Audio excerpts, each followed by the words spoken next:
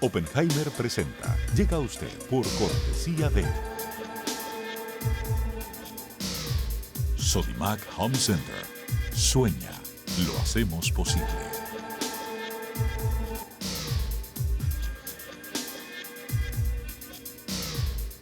Gin Group, líderes en administración integral de capital humano.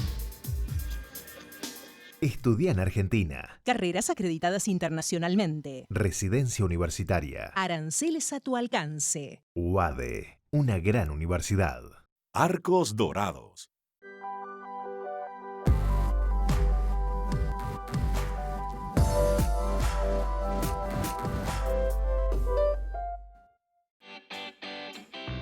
Ingresa en lacaja.com.ar, asegura tu auto y llévate un 15% de descuento por medio año. La Caja, así de simple. ¿Sabías que según un estudio de la Universidad de Oxford, casi la mitad de los trabajos actuales podrían dejar de existir en 10 años? La inteligencia artificial llegó para quedarse. ¿Cómo te va a afectar la automatización? ¿Cuáles son los trabajos del futuro? Andrés Oppenheimer te lo cuenta en su nuevo libro, Sálvese quien pueda. Y no te quedes atrás. Encuéntralo en librerías.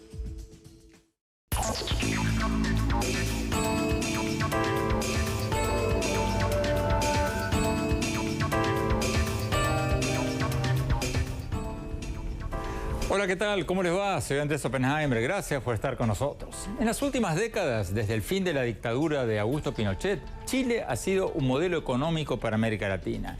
Es el país que más ha logrado reducir la pobreza en la región y lo ha hecho en democracia. Entre el 2000 y el 2017, la población chilena que vive en pobreza cayó del 31% de la población al 6.4% de la población. Cifras del Banco Mundial impresionante. Y sin embargo, Chile está siendo sacudida por la mayor ola de protestas sociales de su historia reciente. Entonces la pregunta es, ¿fracasó el modelo chileno? ¿Escondía una desigualdad que muchos no vimos y que ahora está explotando? ¿O por el contrario, lo que estamos viendo es una especie de protesta del primer mundo, un síntoma del crecimiento de Chile, una ola de protestas de jóvenes que vienen escuchando desde hace décadas, que están casi ya en las puertas del primer mundo y que ahora quieren vivir como viven muchos en los países del primer mundo, con un sistema de salud gratuita, con educación superior gratuita, con buenas jubilaciones, como en muchos países de Europa. Obviamente, el modelo chileno, por más exitoso que fuera, necesita una corrección. Porque, aunque fuera cierto eso que deslizan algunos funcionarios chilenos de que hubo injerencia extranjera, agitadores chavistas para incendiar las estaciones de metro y sembrar noticias falsas, lo cierto es que una buena parte de la sociedad chilena está inconforme y así lo manifestó en las calles. Hubo por lo menos 21 muertos y más de 2.000 heridos en las manifestaciones de las últimas semanas. Hoy le vamos a preguntar al ministro de Relaciones Exteriores de Chile, Teodoro Rivera, ¿qué pasó con el modelo chileno? Y si hay evidencias de que hubo agitadores externos que han provocado gran parte de la destrucción en ese país. También le vamos a preguntar cuál es el futuro de este nuevo pacto político entre los principales partidos de derecha y de izquierda de Chile para redactar una nueva constitución del país. Y para escuchar una opinión independiente vamos a comentar lo que nos diga el canciller de Chile con el profesor Patricio Navia, uno de los comentaristas políticos más conocidos de Chile. Navia es profesor de Ciencias Políticas de la Universidad Diego Portales de Chile y profesor de la Universidad de Nueva York. Y más tarde en el programa vamos a cambiar de tema. Vamos a hablar del libro de memorias que acaba de publicar uno de los más brillantes escritores latinoamericanos, nuestro colega y amigo y colaborador de CNN, Carlos Alberto Montaner. El libro se llama Sin ir más lejos y cuenta su vida. Lo leí y está escrito de maravillas. Es un libro conmovedor. Me divirtió mucho porque hasta las situaciones más dramáticas, como su encarcelamiento y fuga de la prisión en Cuba cuando tenía apenas 17 años, están contadas con mucho humor. Pero también tiene confesiones personales duras de contar y hasta tristes. Vamos a conversar con él más tarde en el programa. Ahora, empecemos con el tema del futuro del modelo chileno. Veamos lo que nos dijo el ministro de Relaciones Exteriores de Chile, Teodoro Rivera. Veamos.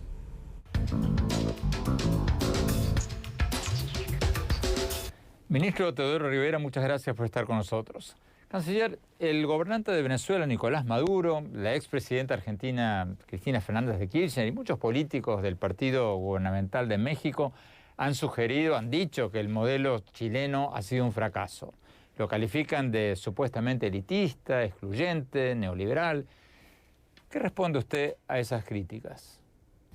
Bueno, hay países que se refieren despectivamente al crecimiento económico de Chile y al impacto social que ha tenido, pero cuando uno mira sus propias cifras son catastróficas. Chile primero es un país pequeño, sin grandes recursos, que en los últimos 30 años ha logrado disminuir sustancialmente la pobreza. Fíjate que la pobreza del 29%, casi el 30% en el año 2006, disminuyó en el año 2017 al 8,6%, y la extrema pobreza, que era el 12,6%, disminuyó al 2,3%. Es decir, Chile ha logrado que las personas salgan de la pobreza sustancialmente, ha logrado que sus sectores populares y clases medias puedan estudiar en la universidad, tengan estudios terciarios, y finalmente ha logrado que la expectativa de vida aumente sustancialmente. Hoy día la expectativa de vida del chileno es 80 años, mientras que en Venezuela es 72. La verdad es que hoy día tenemos un sistema económico muy eficiente, producción de riqueza, pero lo que tenemos claro también que el crecimiento económico no es suficiente. A medida que se forman las clases medias, esas clases medias demandan también mayores seguridades. Y parte del programa de gobierno del presidente Piñera era abordar las seguridades que la clase media demanda, como es una mayor seguridad que las pensiones sean más adecuadas para mantener estándares de vida, seguridades en caso de enfermedades y seguridades en caso de que uno pierda el trabajo. Parte de esas medidas no se pudieron implementar porque también, seamos francos, en Chile se ha producido en los últimos años una menor capacidad de diálogo en los grupos políticos y los proyectos de ley no pudieron tramitarse porque no se tienen las mayorías.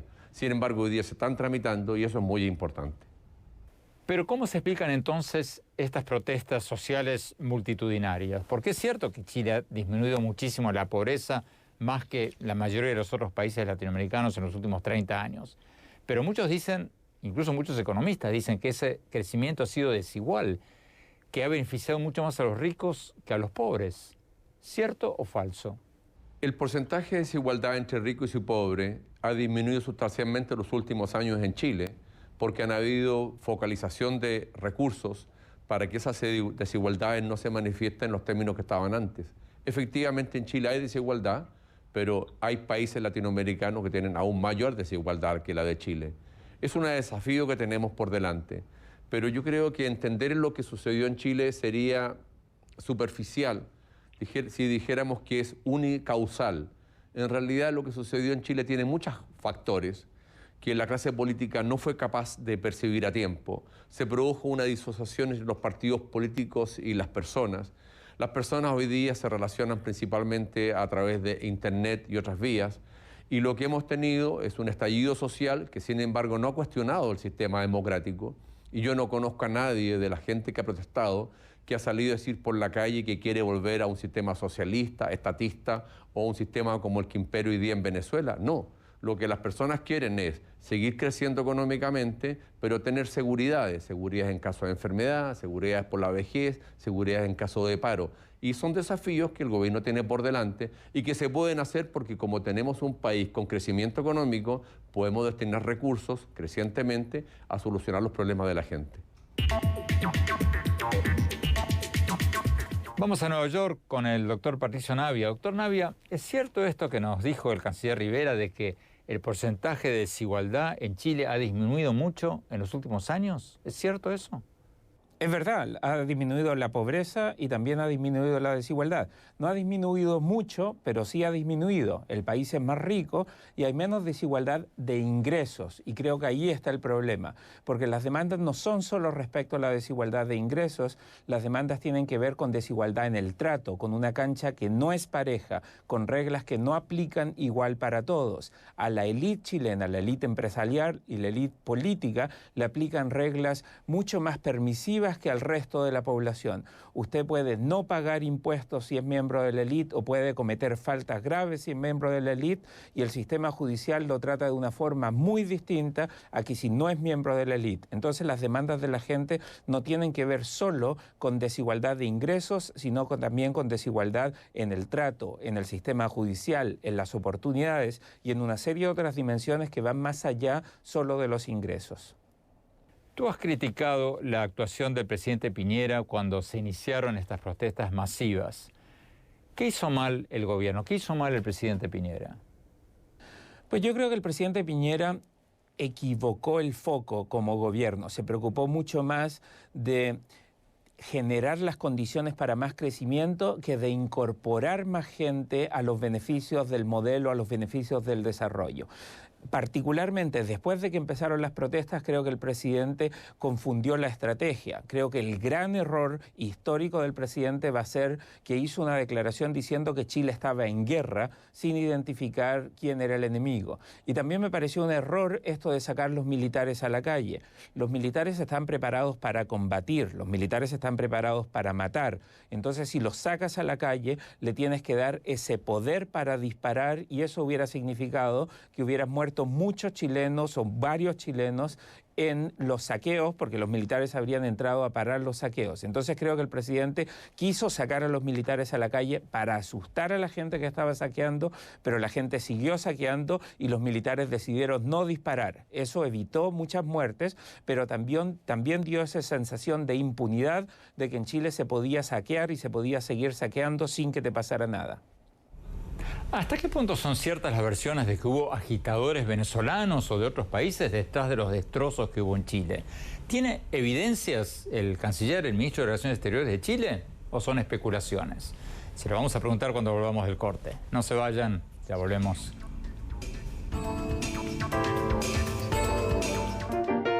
Sueña con ser el papá que tiene las herramientas para hacerlo todo.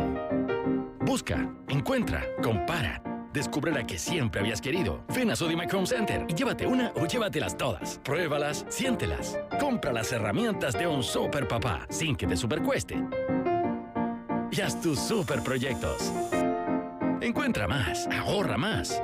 Ven y haz más. Sodimac Home Center. Sueña, lo hacemos posible.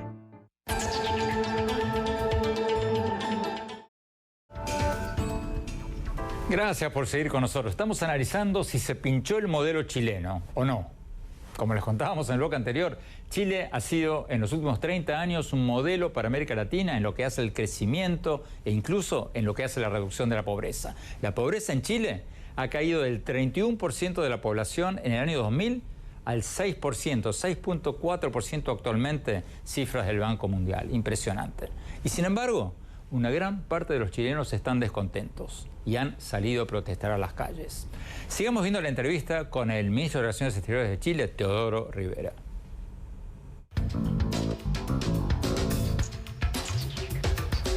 Ministro Rivera, el presidente Sebastián Piñera ha dicho que hubo intervención de gobiernos extranjeros, sus palabras, en estas protestas callejeras en Chile, y sugirió que Venezuela podría estar instigando actos de violencia.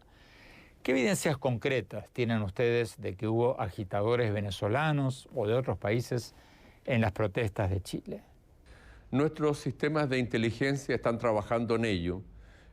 Más que señalar de que hayan habido activistas en la calle impulsando las violencias, sí hay más constancias a través de información que nos ha llegado de los Estados Unidos de Norteamérica, es que, bueno, han habido probablemente interferencias a través de la Internet que generan una ansiedad mayor, que focalizan o le dan potencia a algunos discursos más reaccionarios.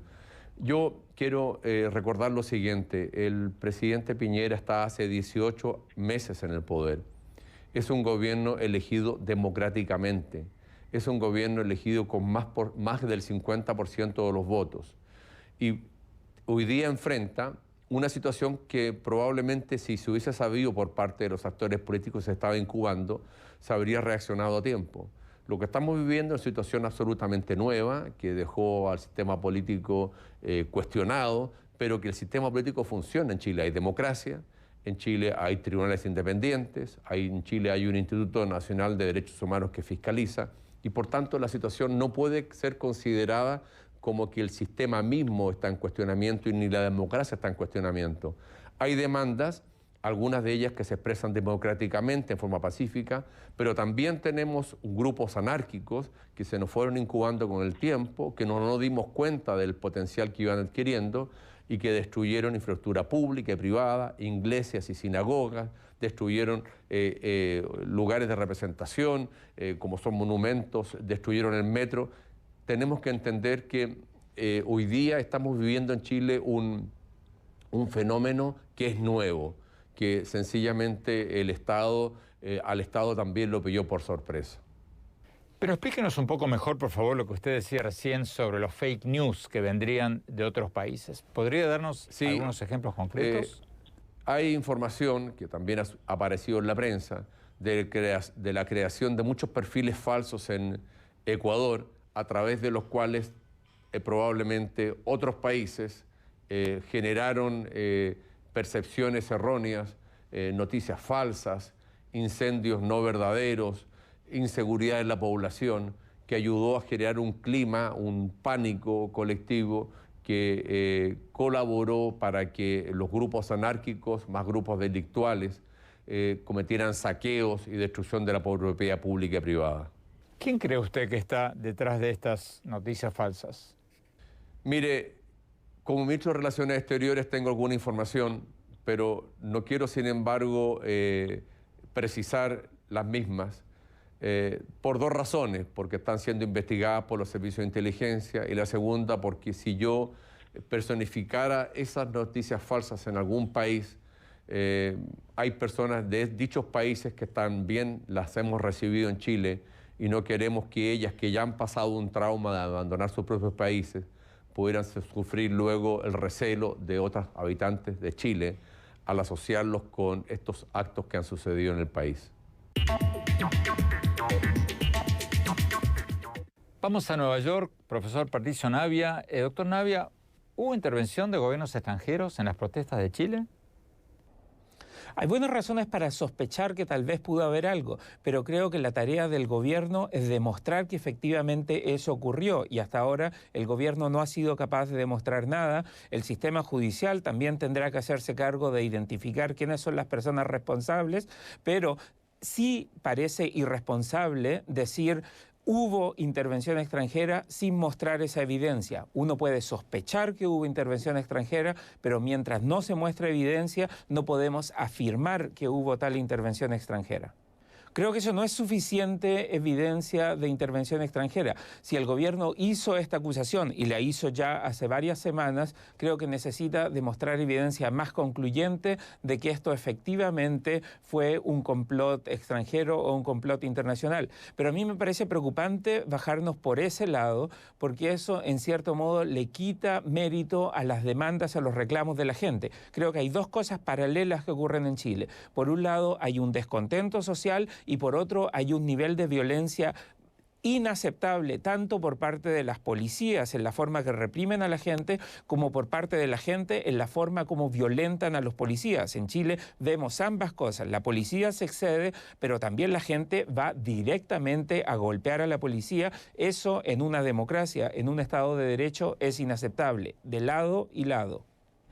Gracias, profesor Navia. Tenemos que ir a un corte. Cuando hablamos, quiero preguntarles si este pacto político alcanzado entre el gobierno, los partidos de centro-derecha y centro-izquierda para redactar una nueva constitución o hacer un plebiscito para una nueva constitución, si va a funcionar y va a poder lograr preservar la estabilidad de Chile o no.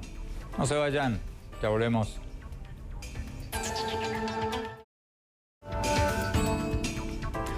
Gracias por seguir con nosotros. Estamos viendo la entrevista con el ministro de Relaciones Exteriores de Chile, Teodoro Rivera, sobre si se pinchó o no el modelo chileno y qué va a pasar de ahora en más. Sigamos viendo.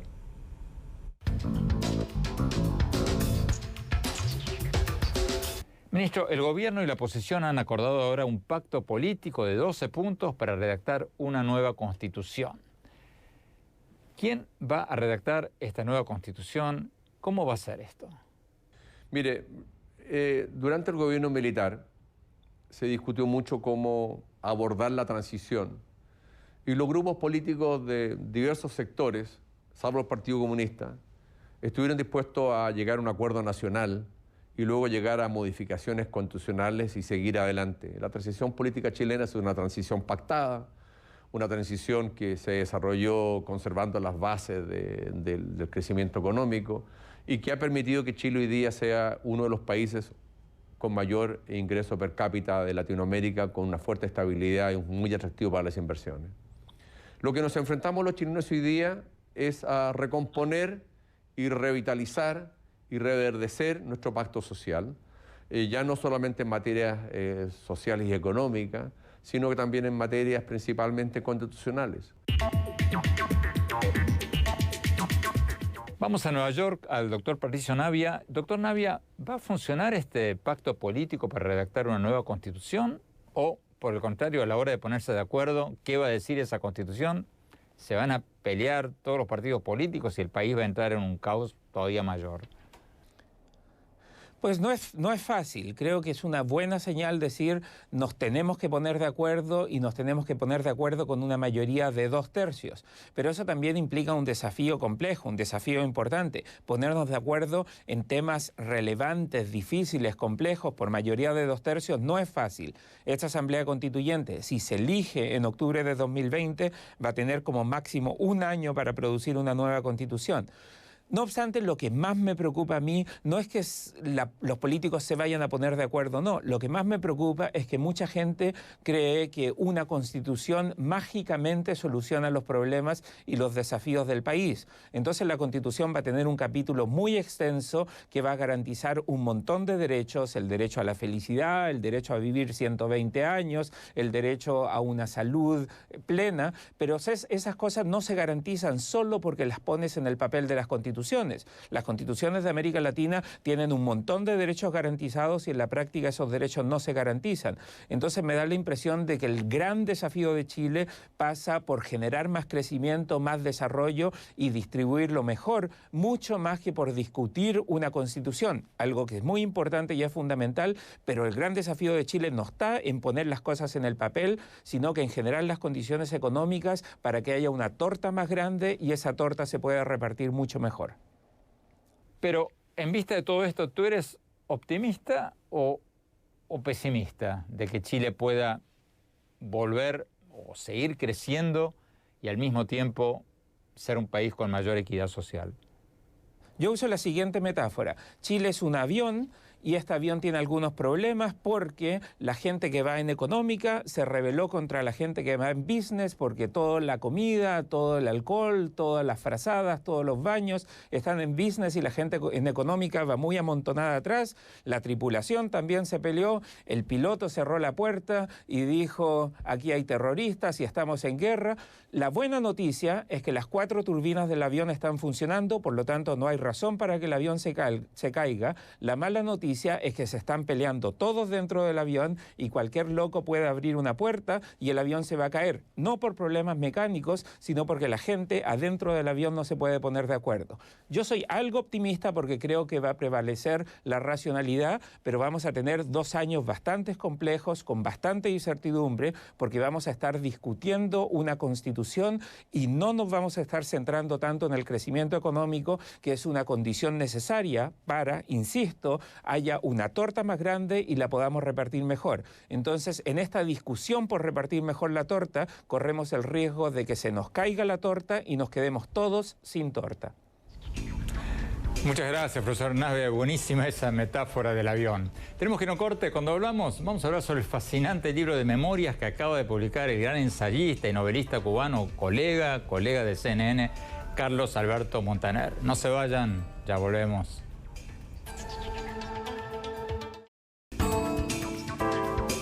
Gracias por seguir con nosotros. Carlos Alberto Montaner, uno de los escritores más brillantes de América Latina, colaborador de CNN también, acaba de sacar su libro de memorias. El libro se llama Sin ir más lejos. Y es un libro maravilloso, conmovedor, lleno de humor, de anécdotas sobre la Revolución Cubana, de su fuga de la cárcel, de su vida en el exilio y de sus encuentros años después con figuras como los premios Nobel Mario Vargas Llosa y Gabriel García Márquez y muchas otras figuras fascinantes. Y también está lleno de confesiones inesperadas. Carlos Alberto, gracias por estar con nosotros. ¿Por qué? ¿Por qué escribes tus memorias ahora, cuando acá mismo cuentas que estás trabajando en otro libro de ficción? ¿Por qué ahora? Porque estoy viejo y porque yo creo que es la hora de publicar estas cosas antes de, como decía Reinaldo Arenas, antes de que anochezca. Yo creo que lo que realmente impulsó la cosa fue una llamada de un médico que me dijo, en fin, tiene usted muy incipiente y está al principio de un efecto paralizante que es el Parkinson. Pero el Parkinson puede durar 10, 15 años, es decir, se va a morir de otra cosa. Yo no sé de qué me voy a morir porque eso mismo me dijeron cuando me abrieron el corazón para hacerme 6 bypass y me dijeron lo mismo. No sé, cada uno te dice que te vas a morir de otra cosa. De otra cosa, no sé de qué me voy a morir, pero en fin, esa es la razón básica de escribir el libro. Me pareció fascinante la historia que está bastante al principio de tu libro sobre cómo te meten preso a los 17 años y te fugas de la cárcel. ¿Por qué te metieron preso? ¿Fue en la Revolución? Sí, en la Revolución, claro. Me metieron preso porque estábamos conspirando, eso es. Pero no hicimos nada realmente. Ni siquiera tuvimos tiempo de hacer nada. Nos metieron presos de alguna manera preventivamente. ¿Pero tú llegaste a tener un arma? ¿Llegaste a disparar un tiro? No. Yo nunca tuve un arma. Y además, si hubiera tenido un arma, no sé si hubiera disparado o no, porque no es mi temperamento. Pero lo cierto es que nos tomaron presos y nos condenaron a 20 años, menos en mi caso, que yo tenía 17 años, entonces me condenaron hasta los 18 años en la cárcel, que me faltaban unos meses, pero yo no sabía si me iban a juzgar de nuevo y entonces decidí... Y estando preso en la cárcel, con una lima, empiezas tú y otro colega, otro compañero de preso, a limar los barrotes. Pero no podíamos doblarlos. Y no podían doblarlos. Llamamos a otro campesino muy fuerte que había ahí entre los presos, y entonces él lo consiguió doblar, pero el pobre no pudo irse porque se armó la gritería y, en fin. Al final salen, te escondes en la Embajada de Honduras y el embajador hondureño llega a verte, al asilado, al escapado, y no cree que eres tú. Claro, porque mi madre, que había conseguido el asilo, le dijo, mi niño que tiene 17 años, claro, yo me había casado a los 16 años y era todo un hombre, tenía bigote, qué sé yo, era una cosa realmente precoz. Y entonces el embajador llegó y preguntó, ¿quién es el niño? ¿Dónde está el niño? Él esperaba un infante. Un infante. Entonces le dijeron, no, yo le dije, el niño soy yo, me da mucha pena, pero el niño soy yo. Entonces hubo una cierta simpatía por parte de Alemán, que se llamaba Francisco Alemán, el embajador de Honduras, y me dio asilo y entonces... ¿Cómo te escapas de Cuba? Realmente no me escapo de Cuba, sino me dan el salvoconducto 7 meses después, y ya no bajo la bandera hondureña, sino bajo la bandera venezolana, porque Alemán, siguiendo instrucciones de su gobierno, rompió relaciones diplomáticas y entonces Venezuela nos protegió. Tenemos que ir a un corte, Carlos Alberto, y cuando hablamos quiero preguntarte sobre tu encuentro con García Márquez, uno de tus encuentros con García Márquez, que me pareció muy divertido. No se vayan, ya volvemos. Gracias por seguir con nosotros. Estamos hablando con el gran escritor Carlos Alberto Montaner sobre su libro de memorias Sin ir más lejos. Un libro maravilloso, lo leí, lleno de anécdotas y reflexiones fascinantes. Carlos Alberto, bueno, antes de preguntarte sobre esa maravillosa anécdota que cuentas de uno de tus encuentros con el Nobel Gabriel García Márquez, otra cosa que cuentas ahí que me pareció divertida fue el tema de cuando estabas asilado en la Embajada de Venezuela. Claro, porque ahí pasaron muchas cosas. ¿En Cuba? En Cuba. por ejemplo, una señora salió embarazada y su marido estaba en otra embajada. En fin, era realmente complicado. Y había una casita de muñecas que se utilizaba para los encuentros esos furtivos, amorosos, porque llegó a haber 150 personas en una casa. Y de pronto uno veía que la casita se movía y entonces no sabía exactamente qué era lo que pasaba, o sí presumíamos lo que pasaba. Pero lo más interesante, bueno, no lo más interesante, pero una de las cosas que se hizo, que realmente fue hilarante, fue las 24 horas o quizás más, 36 horas de locuacidad total. ¿Por qué? Todos hablaban, todos gritaban. Todos hablaban y todos gritaban y nadie podía dormir. Porque uno de los asilados, Edgar Sopo, que era un tipo muy brillante y muy simpático y muy bromista, había esparcido anfetamina en la comida. Y entonces... Estaban todos ahí. Todos estábamos ahí. Y no sabían. No sabíamos qué era lo que pasaba. Y hasta que él confesó. Carlos Alberto, bueno, te vas de Cuba por Miami, vas a Puerto Rico después, vives en España, te conviertes en un líder de la oposición cubana en el exilio, y siendo un líder de la oposición cubana en el exilio tienes 2 encuentros con Gabriel García Márquez, como todos sabemos era muy amigo de Fidel Castro. Uno me pareció muy divertido, que te citó en un hotel en Barcelona, en un lugar apartado del lobby. Claro, y tú le preguntas.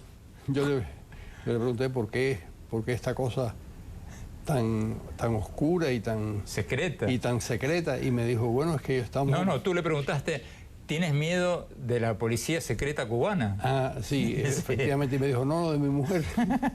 Porque la mujer... La mujer era la castrista, y de alguna manera Mercedes se llamaba. Mercedes, sí, porque tú dices ahí, no, de la policía cubana no, tengo miedo de mi mujer. Dice él, fue simpático. Yo lo que quería era que sondeara a Fidel Castro sobre los planteamientos que les estábamos haciendo, de buscar una transición hacia la democracia y hacia la libertad sin consecuencias para nadie, donde se decretara una amnesia, no amnistía sino amnesia, sino que se olvidara el pasado, cosa que que yo había visto en España. La transición española para mí fue muy importante. ¿Y tú la viviste viviendo en España? La viví, o sea, yo llegué en el 70 y la conocí muy de cerca y estuve de alguna manera vinculado a los grupos liberales de entonces, ¿no? Y, Carlos Alberto, ¿qué hizo García Márquez? ¿Transmitió tu mensaje o no? Yo creo que sí, y lo que se encontró fue que el grande, como él le decía, no tenía la menor intención de buscar ninguna transición así. En un minuto, resumen de una vida, ¿qué aprendiste? Todo lo que no se puede hacer y todo lo inútil que es dedicar toda la vida a luchar por una causa. ¿Inútil?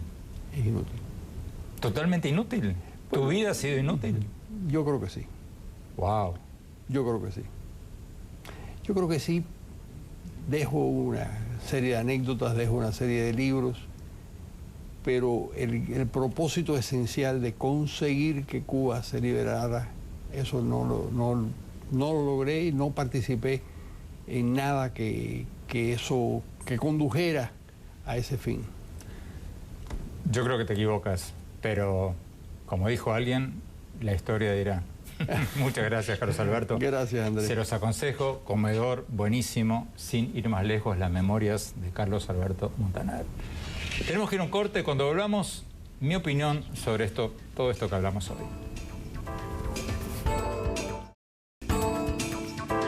Muchas gracias por seguir con nosotros. Mi opinión sobre el tema con el que arrancamos el programa de hoy, las protestas sociales en Chile y las aseveraciones del presidente venezolano Nicolás Maduro de que el modelo chileno habría fracasado. Creo que hay que poner las cosas en perspectiva.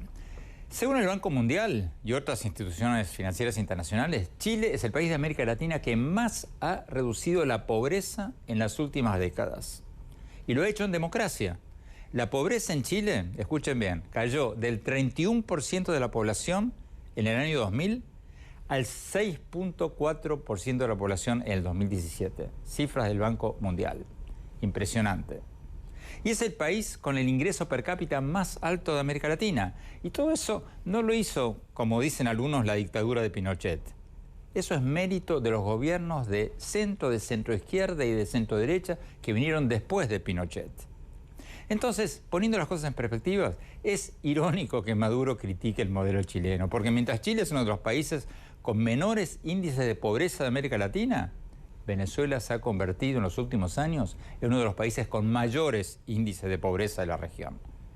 Como lo dije en mi reciente columna del Miami Herald, las protestas en Chile son como protestas del primer mundo, más parecidas a lo de los indignados en España o lo de los chalecos amarillos en Francia, que a las de Venezuela o Bolivia o Ecuador o Haití. Los chilenos vienen escuchando desde hace tiempo estadísticas macroeconómicas que muestran que están a punto de entrar en el primer mundo, que tienen un nivel de ingresos como los países del sur de Europa y ahora quieren vivir igual que los países del sur de Europa. Quieren tener una educación pública gratuita, un sistema de salud y jubilaciones como lo de los países del sur de Europa, como Portugal, como otros. Más que una crisis de necesidades no cubiertas, es una crisis de expectativas no del todo cumplidas o incumplidas. Me pareció muy acertada la analogía que hizo hoy en nuestro programa el profesor Patricio Navia, cuando dijo que Chile es como un avión en que los pasajeros que van en clase turista se rebelaron porque viajan todos amontonados, reciben mala comida, mientras que los que viajan en clase ejecutiva viajan como reyes. La mala noticia, dijo él, es que los pasajeros del avión se están peleando entre los de la clase turista y los de la clase ejecutiva. Pero la buena noticia es que las 4 turbinas del avión siguen funcionando y el país sigue creciendo, el avión sigue volando. Por supuesto que el sistema capitalista de Chile necesita una corrección. Yo, sin embargo, no descarto que Chile logre redactar una nueva constitución con más derechos sociales y el que el país logre mantener su estabilidad económica. O sea, que se pongan de acuerdo los pasajeros del avión y que Chile siga siendo un modelo de crecimiento en democracia para el resto de América Latina. Quizás todavía más que antes, con más equidad. Quizás sea demasiado optimista, pero yo por lo menos no descarto que todo esto termine bien o mejor de lo que muchos piensan. Bueno, se nos acabó el tiempo. Gracias por habernos acompañado. Los invito a visitar mi blog sobre política, tecnología, innovación y educación en el sitio web andresopenheimer.com. Si se registran ahí, les vamos a mandar todas las semanas mis columnas del Miami Herald y nuestros más recientes programas de CNN. Les recuerdo la dirección, es www.andresopenheimer.com y escríbanme a mi Twitter, @OpenheimerA, a mi página de Facebook, Andrés Oppenheimer, y ahora también a mi cuenta de Instagram, Andrés Oppenheimer Oficial. Muchas gracias por habernos acompañado. Hasta la semana próxima. Oppenheimer presenta. Llega a usted por cortesía de Sodimac Home Center. Sueña, lo hacemos posible.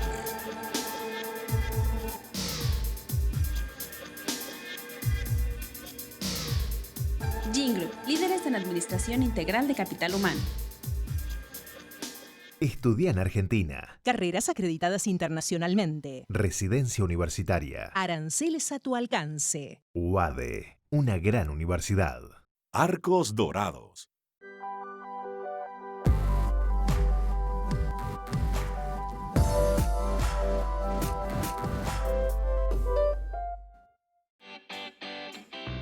Ingresa en lacaja.com.ar, asegura tu auto y llévate un 15% de descuento por medio año. La Caja, así de simple. ¿Sabías que según un estudio de la Universidad de Oxford, casi la mitad de los trabajos actuales podrían dejar de existir en 10 años? La inteligencia artificial llegó para quedarse. ¿Cómo te va a afectar la automatización? ¿Cuáles son los trabajos del futuro? Andrés Oppenheimer te lo cuenta en su nuevo libro, Sálvese quien pueda. Y no te quedes atrás. Encuéntralo en librerías.